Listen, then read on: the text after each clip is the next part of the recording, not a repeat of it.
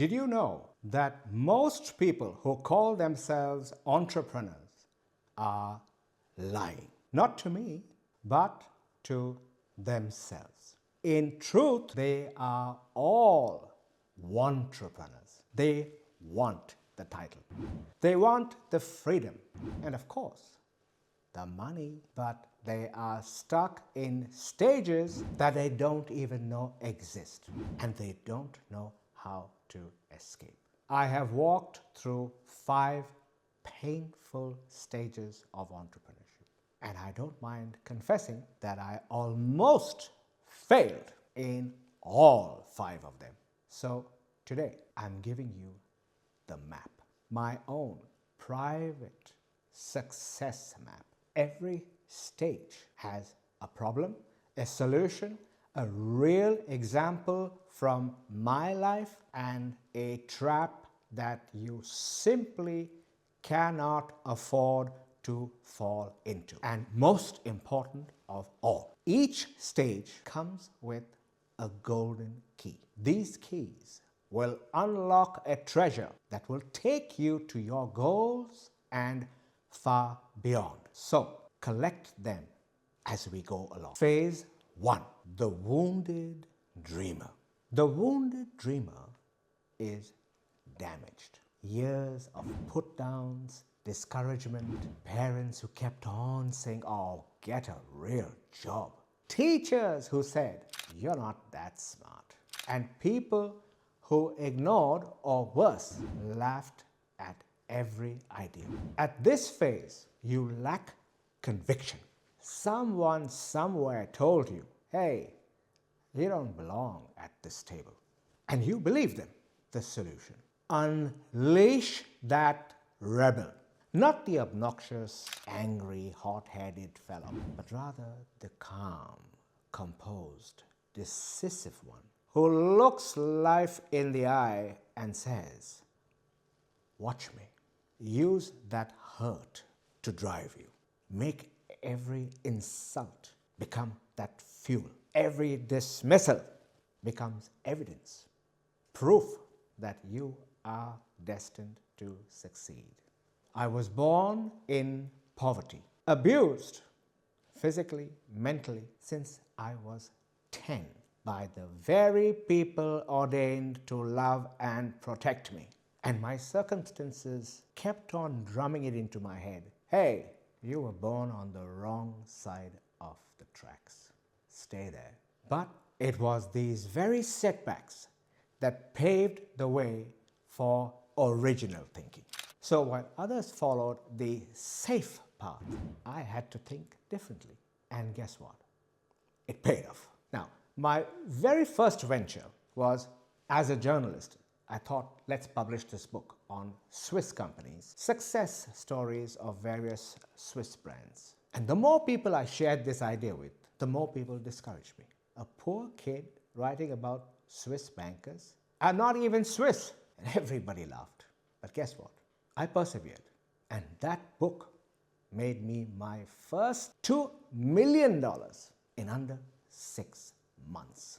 And everyone wanted to know, how the hell did this guy succeed? I grew up with knowing what it feels like to have no one interested in my story. So I thought, hey, why don't I make a product out of listening to other people's success stories and sharing them with people who understood the value and importance of having their story heard. The trap of the wounded dreamer is to accept the hand you were dealt and to give up on that idea even before you try. So what was my key? A keen eye for opportunity, for filling a niche. Good, collect. Now let's go on to find the second key. Phase 2, the idea hoarder.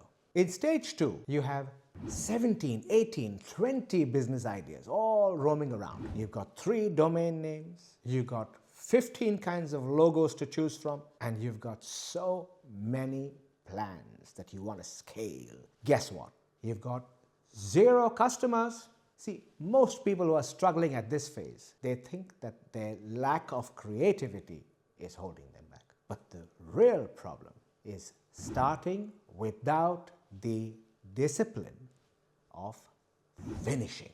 The solution: keep only one idea. Execute that one until it hurts or until it works. Remember always, ideas on their own are worthless without execution. Execution is everything. Stop drawing on this whiteboard. Get to work. After the Swiss book, I had ideas everywhere. I wanted to do an online business directory. Then someone said, oh, let's start an advertising agency. You're so good at it. Then I thought, hang on, maybe a public relations agency. And I wasted 6 precious months writing one long business plan after the other for things I had never built.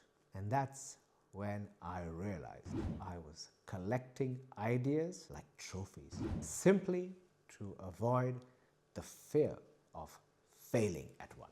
So I doubled down on the one thing that was already making money: publishing high-value, nationality-based business success stories. And it was this choice to focus on one thing that turned 2 million into 12 in less than 3 years. The trick is to stay true to your core competencies. Add more value. I didn't just report their success stories. I went deep inside and I sucked out that DNA of each of these companies. And because I added that value, I more than justified the high price I charged. The trap of the idea hoarder is what I call the shiny object syndrome. You keep chasing that next idea before the first one is finished. There's something within you that keeps saying,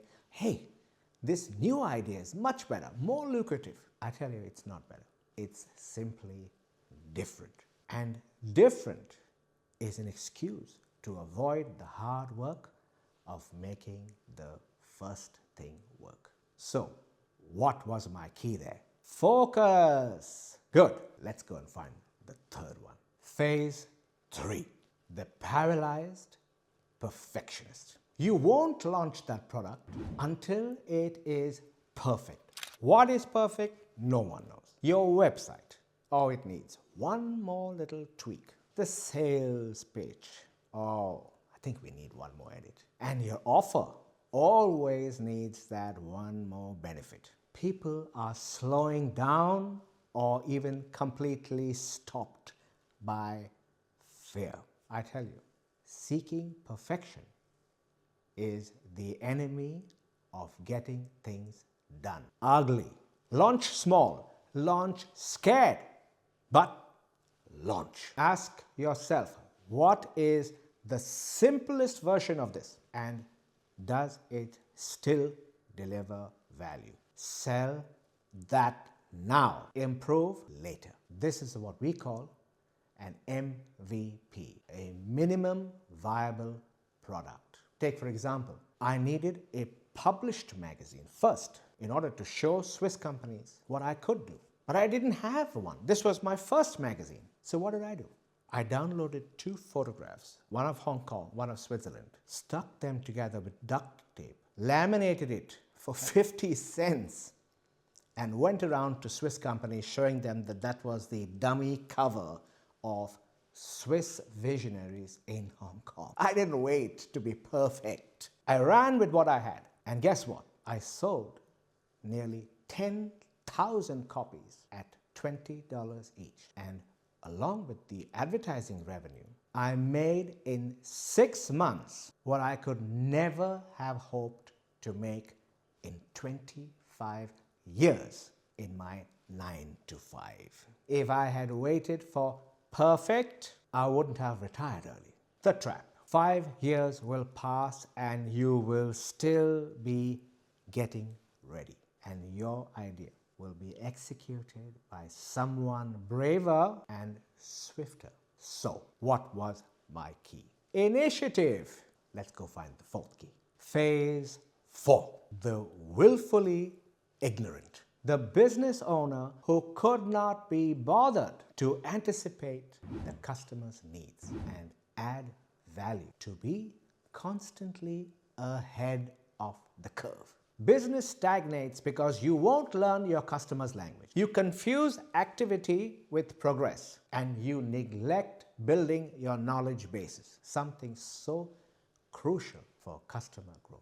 The solution: find smart ways, easy ways to learn the latest technology and techniques, such as automation, lead generation, presentation technology, which you can get all of these with my winner's guide weekly. You'll find the link below. Ask yourself, what new stuff did I learn that I can infuse into my business and eliminate or delegate everything else? Remember, the solution is ruthless prioritization of knowledge. If you don't learn, you don't earn. After I got my publishing company in Hong Kong on autopilot, where things were running without my daily interaction, I began getting offers from small to medium-sized companies, many of which were my clients, who knew that sales is the lifeblood of every company, every brand, and no one was better placed than I to train their sales force. I was soon training executives from every nationality, every religion, every culture. And then I realized that were it not for the knowledge that I gained from interviewing such a wide range, such a huge spectrum of executives, industries, cultures, I would never have been able to transcend these barriers. Within my very first year, my schedule was already overbooked, and my students were simply baffled about how much I knew about their country, their culture, and this earned me the kind of respect that every mentor covets. Within no time, I went from sir to bro, adding many zeros to my growing bank balance. The trap of the willfully ignorant is that feeling that you have arrived when you have only just begun. You will get that dopamine hit from that applause, but it does nothing. It just distracts you. You will burn out. You will blame the business, but the business didn't burn you. Your lack of learning did. So, what was my key? Constant upskilling. Good. Collected. Phase 5. The tired king. The problem: at this point, you have proved yourself. You have escaped the matrix. You ask yourself, is that all there is? The solution: build yourself something that outlasts you, something useful. Maybe like myself, a system to build and empower new entrepreneurs. The solution should be backed by a higher purpose. Stop asking, how much more can I make? And start asking, how many more people can I help? Who can I bring to the top with me? After I made all these millions, there was still something missing, which is when I remembered an old Buddhist saying: learn, earn, and return. Watching someone else win, I tell you, that felt better than when I made my first 2 million. Knowing that my work today will positively impact generations to come, that is a reward in itself. That is why I am here on this camera, telling you the truth, because someone told me the truth when I was a wounded dreamer. The trap of the tired king is bitter retirement. You walk away and tell yourself, I did my part. Phase 5 is about purpose, and giving back adds more meaning to life. 5 phases, 5 traps, but 5 ways to escape. I have been every single one, and I still visit some of them on bad weeks. The difference between a entrepreneur and an entrepreneur is simply awareness and action. You know the stages now. Which one are you in right now? The trap is waiting, but so is the climb. I am Glenn Rogers, mentor to the rich and poor alike. Stop wanting, start doing. Use the keys to unlock your winner's guide. Link in the description. Thanks for watching.